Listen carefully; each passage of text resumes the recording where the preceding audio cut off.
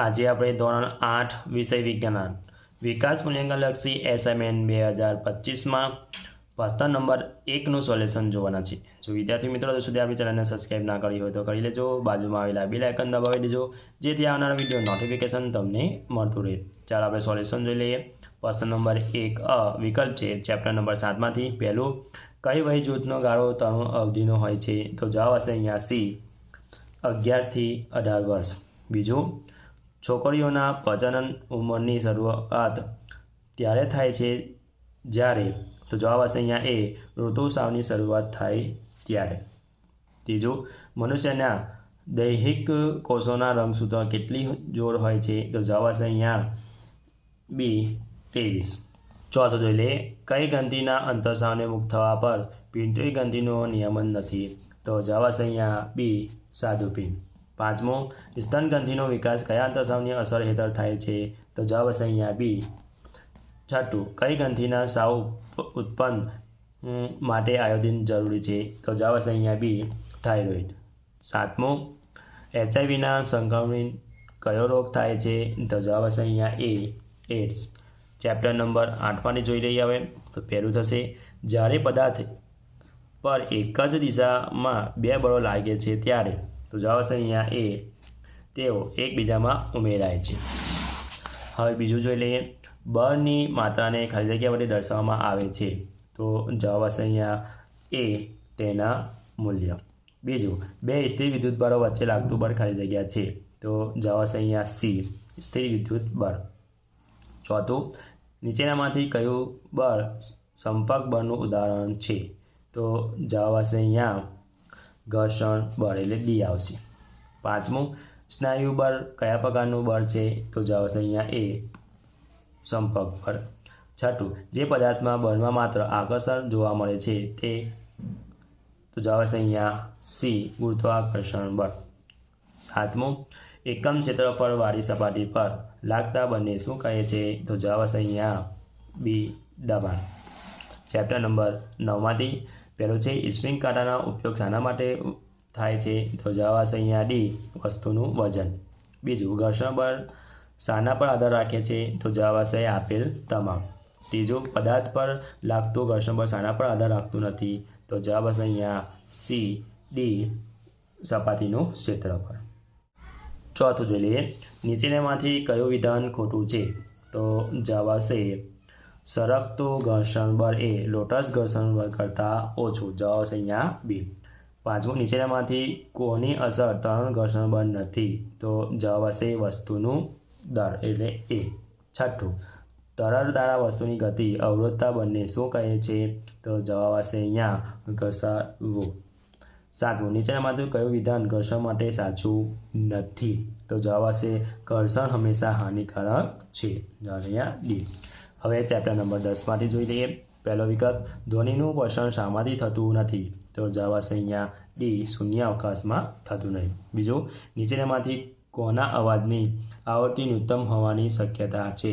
તો જવાબ હશે અહીંયા સી પુરુષના। ત્રીજું, પુરુષોમાં સૌરતંત્રનો લગભગ કેટલા લાંબો હોય છે? તો જવાબ હશે અહીંયા 20 mm હોય છે, બી આવશે। ચોથું જોઈ લે, ધ્વનિની પ્રબળતા કયા એકમમાં દર્શાવાય છે? તો જવાબ હશે અહીંયા બી ડેસિબલમાં। પાંચમું, ધ્વનિની પ્રબળતા ખાલી જગ્યાના સમપ્રમાણમાં છે? તો જવાબ હશે અહીંયા કમ વિસ્તારના વર્ગના એટલે આવશે અહીંયા ડી। હવે આગળ છઠ્ઠું છે, ધ્વનિ પીચ ખાલી જગ્યા પર આધાર રાખે છે? તો જવાબ હશે અહીંયા એ આવૃત્તિ પર। સાતમું જોઈ લે, મનુષ્યના કાન વડે કેટલા આવૃત્તિઓનો ધ્વનિ સાંભળી શકતો નથી? તો જવાબ હશે અહીંયા 20,000 હર્ટ્ઝથી વધુ। હવે ચેપ્ટર નંબર 11માંથી જોઈ લઈએ। પહેલું છે, કોની ગતિના કારણે વિદ્યુત દ્રાવણમાં વિદ્યુતનું વહન થાય છે? તો જવાબ હશે અહીંયા ડી આયનો। બીજું છે, નીચેનામાંથી કોને વિદ્યુત દ્રાવણ તરીકે વાપરી શકાય નહીં? તો જવાબ હશે અહીંયા બીજામાં આલ્કોહોલ એ આવશે ડી। ત્રીજું લઈએ, તાંબાની ફૂલદાની પર ચાંદીનું આવરણ ચડાવવા માટે કયા વિદ્યુત દ્રાવણનો ઉપયોગ કરવો જોઈએ?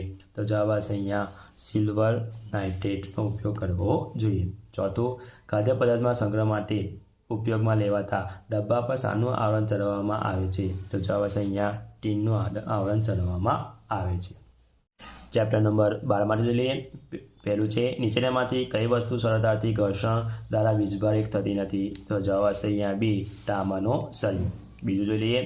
વીજભારે કાચના સળિયાને પોલિથીન સાથે ઘસેલી પ્લાસ્ટિકની સ્ટોની નજીક લાવવા માટે ત્યારે શું થાય છે? તો જવાબ આવશે અહીંયા બી, આકર્ષણ થાય છે. ત્રીજો, નીચેનામાંથી પૈકી કઈ કુદરતી ઘટનાનું પૂર્વાનુમાન શક્ય નથી? તો જવાબ આવશે અહીંયા સી, ભૂકંપનું. ચોથું, 4 તીવ્રતાવાળા ભૂકંપ કરતાં 6 તીવ્રતાવાળા ભૂકંપ કેટલા ગણી વિનાશકારક શક્તિ ધરાવે છે? તો જવાબ આવશે અહીંયા 1000 ગણી. હવે ચેપ્ટર નંબર 13માંથી જોઈએ.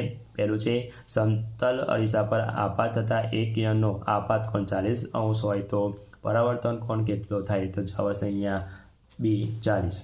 બીજું છે સમતલ અરીસા પર આપાત થતું કિરણ અરીસા સાથે 40° કોણ રચે તો પરાવર્તન કોણ માપ કેટલું હોય છે? તો જવાબ આવશે અહીંયા સી, 50. ત્રીજું, એકબીજાની સાથે 60° કોણ બનાવે તો તે રીતે ગોઠવેલા બે અરીસા વચ્ચે કોની વસ્તુ મૂકતા તેના પર કેટલા પ્રતિબંધો જોવા મળે છે?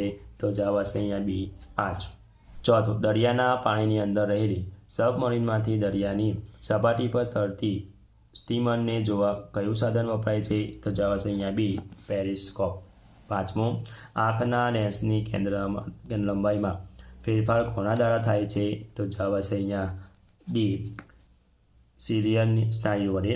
છઠ્ઠું, આંખમાં પ્રવેશતા પ્રકારના પવનનું નિયંત્રણ કોણ કરે છે? તો જવાબ આવશે અહીંયા સી, આઇરિસ. સાતમું, ગુણક પ્રતિબંધનો ઉપયોગ કયા પ્રકાશીય ઉપકરણમાં કરવામાં આવ્યો છે? તો જવાબ આવશે અહીંયા એ આવશે. ચેપ્ટર નંબર 7 છે. પહેલું છે ઋતુસ્રાવ. સ્ત્રીના 12 થી 13 વર્ષની વયથી લગભગ 18 થી 30 દિવસના અંતરાલને પ્રજનન માર્ગથી શરીરની બહાર થતા રક્તસ્રાવને ઋતુસ્રાવ કહે છે. બીજું છે અંતઃસ્રાવ. અંતઃસ્રાવ અંતઃસ્રાવીય ગ્રંથિઓ વડે સ્રાવમાં પામતા રાસાયણિક પદાર્થ છે. ત્રીજું, રજોનિવૃત્તિ એટલે સ્ત્રીમાં 45 થી 50 વર્ષની ઉંમરે ઋતુસ્રાવ બંધ થઈ જવાની ક્રિયાને. ચોથું જોઈ લે સમતોલિક આહાર. સમતોલિક આહારનો અર્થ ખોરાકમાં પ્રોટીન, કાર્બોદિત, ચરબી, વિટામિન તેમજ ખનિજ ક્ષારોનું પર્યાપ્ત માત્રામાં હાજરી. હવે ચેપ્ટર નંબર 18 અને 9માંથી પહેલું છે બળ. પદાર્થ પરથી જે અસરને લીધે પદાર્થની ગતિની અવસ્થા અને અથવા તેના પર આકાર બદલાઈ શકે તેને બળ કહે છે. બીજું, સંપર્ક બળ. જ્યારે પદાર્થ એકબીજા સાથે ભૌતિક સંપર્કમાં હોય ત્યારે તેમની વચ્ચે પ્રવર્તતા બળોને સંપર્ક બળો કહે છે. દાખલા તરીકે સ્નાયુ બળ, ઘર્ષણ બળ. ત્રીજું છે ગુરુત્વાકર્ષણ બળ. જે બળના કારણે ગતિની અવસ્થા બદલાય છે તે બળને પૃથ્વીનું ગુરુત્વાકર્ષણ બળ કહે છે. હવે ચોથું છે દબાણ. એકમ ક્ષેત્રફળથી લાગતા બળને દબાણ કહે છે. પાંચમું, વાતાવરણ. પૃથ્વીની આસપાસ રહેલા હવાને આવરણને વાતાવરણ કહે છે. છઠ્ઠું, ઘર્ષણ બળ. જે બળ પદાર્થની ગતિની વિરુદ્ધ દિશામાં લાગતું હોય અને પદાર્થની ગતિનો વિરોધ કરતું હોય તેને ઘર્ષણ બળ કહે છે. સાતમું, સ્થિર વિદ્યુત બળ. એક જ વિદ્યુતભારિત પદાર્થ વડે બીજા વિદ્યુતભારિત કે વિદ્યુતભારિત રહિત પદાર્થ પર લાગતા બળને સ્થિર વિદ્યુત બળ કહે છે. આઠમું, ઉર્જણ. ઘર્ષણ બળ ઓછું કરતા પદાર્થને ઉર્જણ કહે છે. ચેપ્ટર નંબર 10 અને 13માંથી પહેલો છે કંપ વિસ્તાર. સમતોલન સ્થાનથી કોઈપણ એક તરફના કંપિત વસ્તુના મહત્તમ સ્થાનાંતરણને તેનો કંપ વિસ્તાર કહે છે. બીજું, ઘોંઘાટ. અસુખદ ધ્વનિને ઘોંઘાટ કહે છે. ત્રીજું, આવૃત્તિ. એકમ સમયમાં થતા કંપનો સંખ્યાને આવૃત્તિ કહે છે.